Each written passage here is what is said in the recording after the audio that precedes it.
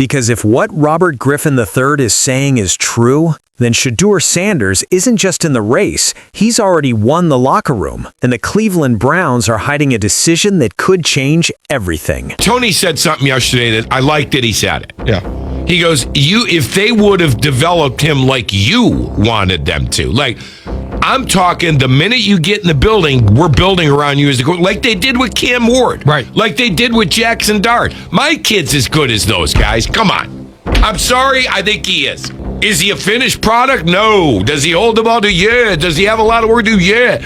But the clay, the mold is there. That's what I see. Now, it's what's around you. Who's going to be his coach next year? What kind of offense are we running?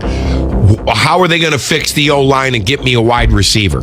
These are all questions I need answered before I can even tell you if Shedeur can be a franchise. Not even from the national insiders, but from the idea that the locker room already knows who gives this team the best chance to win. Yeah, dog pound.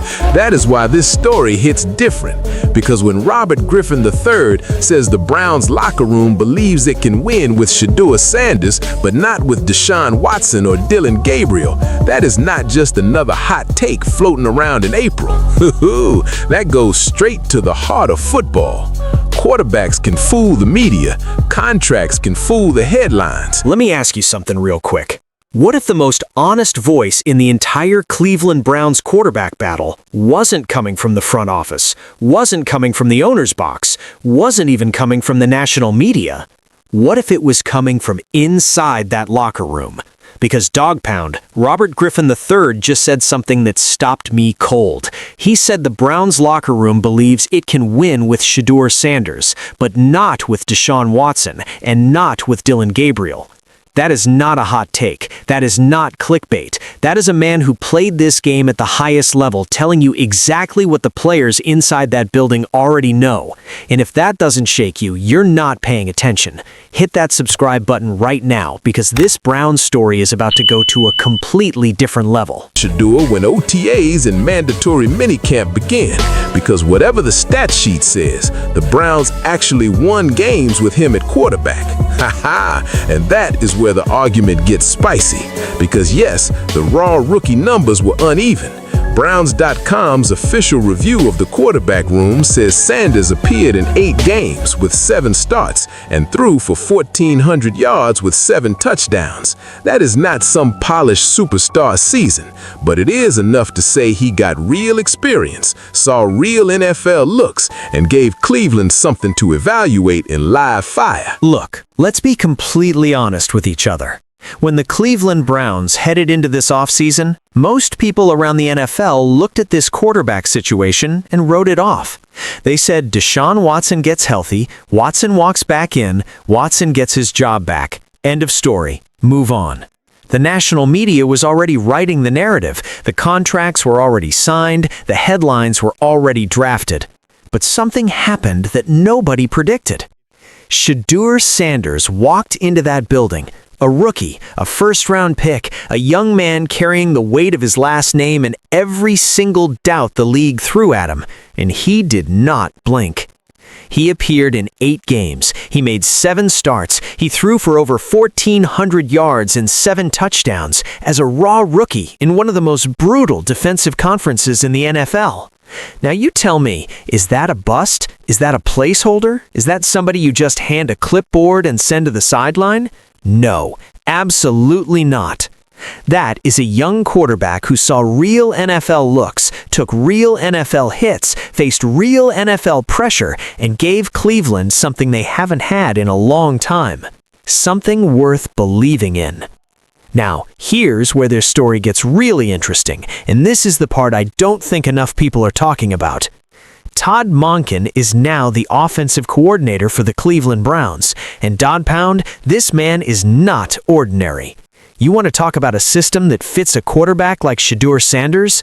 Monken runs one of the most quarterback-friendly, fast-paced, mismatch-creating offenses in all of football. Multiple wide receiver sets, quick reads, motion, space, the ability to get the ball out fast and let playmakers work. Does that sound like a system built for a 34-year-old quarterback coming off back-to-back major injuries? Or does that sound like a system built for a young, mobile, sharp-minded quarterback who can move when the pocket breaks down, who can make the off-platform throw, who can learn this offense from day one with no bad habits and no limitations? Chase on the broadcast said it perfectly. With Shedeur, you're building from the ground up. There are no questions, no past, no old system to unlearn. You walk into Todd Monken's classroom on day one, you open the playbook, and you earn it. And Monken himself has already said quarterback reps will not be divided equally. That matters, because when a coordinator says that, what he's really saying is this: I'm going to find my guy, I'm going to give my guy the runway, and I'm going to let the competition tell the truth. That is exactly the kind of environment where Shedeur Sanders doesn't just survive. That is exactly the kind of environment where he thrives. Can the Cleveland Browns build around Shedeur Sanders going into next season as their starting QB? Yes, but only if they do these few things. As you know, we have 3 games left in the season. That is going to tell us a lot about what we have in Shedeur Sanders for next season. They're going to have to address his offensive line. He's been the most sacked quarterback since he's been under center, if not top 2. Go look it up. Now, when he's protected, this is what happens. You get 42-yard deep ball passes, over 6 30-plus yard passes, and he has been probably the biggest deep threat this year among all QBs, if not rookies. Now, he can extend plays, but we don't really want to see him run too much because, as you saw with Jackson Dart, you will get put out the game if you run too much.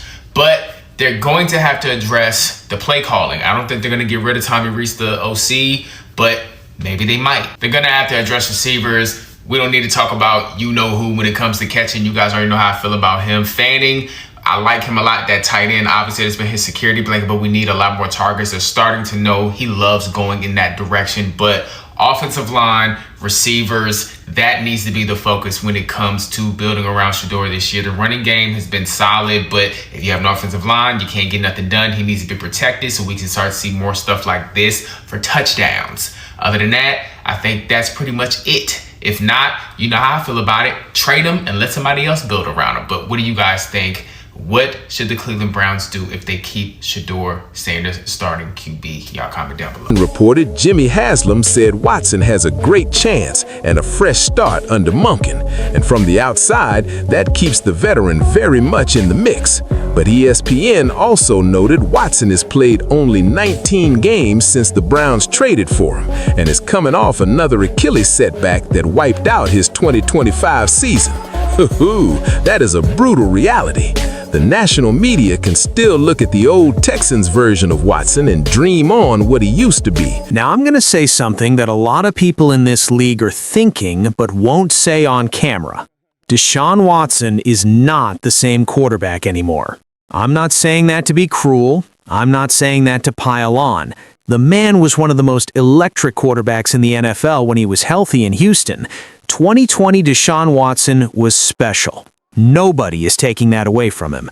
But here's the reality that Browns fans have been living. Not watching from a distance, not reading about on the Monday morning, actually living through. Watson has played only 19 games since Cleveland traded for him. 19 games, and he's coming off another Achilles setback that wiped out his entire 2025 season. The national media can still close their eyes and dream about 2020 Houston Watson, but the dog pound, they've been sitting in those seats. They've watched the injuries stack up. They've felt the waiting. They've lived the frustration year after year after year. And now, Robert Griffin III is telling you that the people inside that locker room, the ones who practice with these quarterbacks every single day, the ones who block for them and run routes for them and depend on them to deliver, those people believe more in Shedeur Sanders. That tells you everything, because you can fool the media, you can fool the headlines, you can fool the press conference, but the huddle knows. The huddle always knows.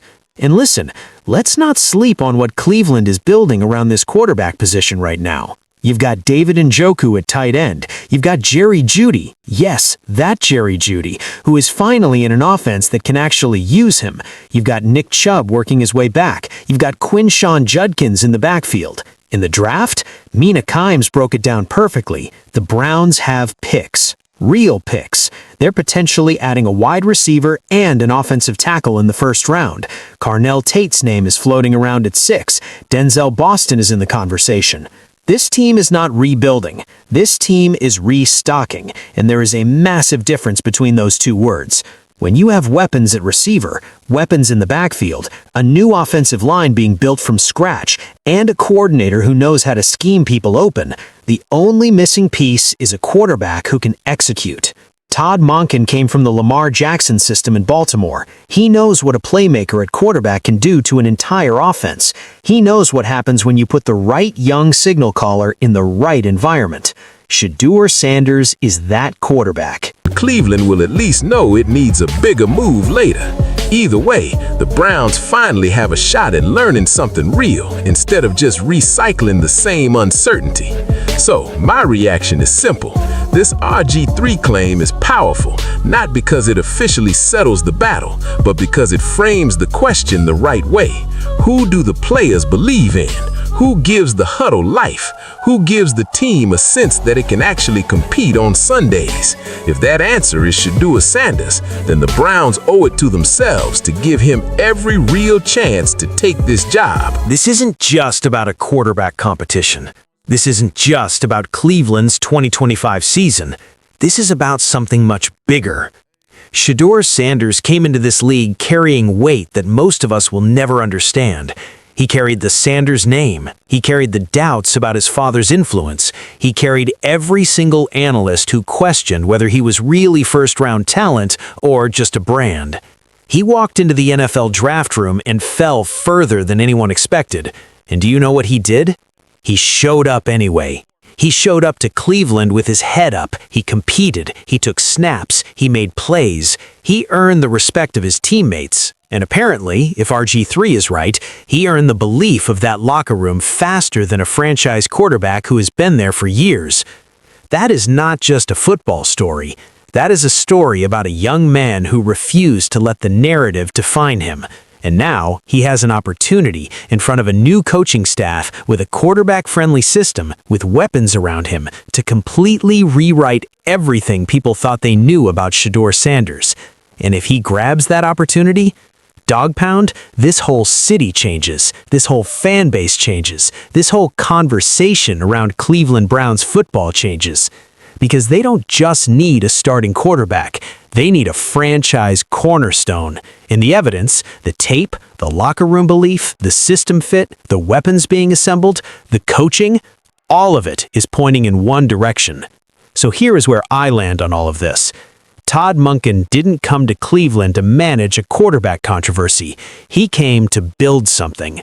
And when you look at everything, the system, the fit, the reps philosophy, the locker room trust, the weapons being assembled, Shedeur Sanders is not just in this competition. Shedeur Sanders is winning this competition before it officially starts.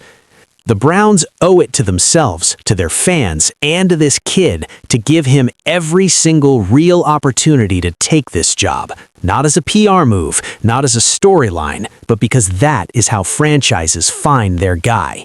And Dog Pound, I genuinely believe Shedeur Sanders is their guy. Now I want to hear from you.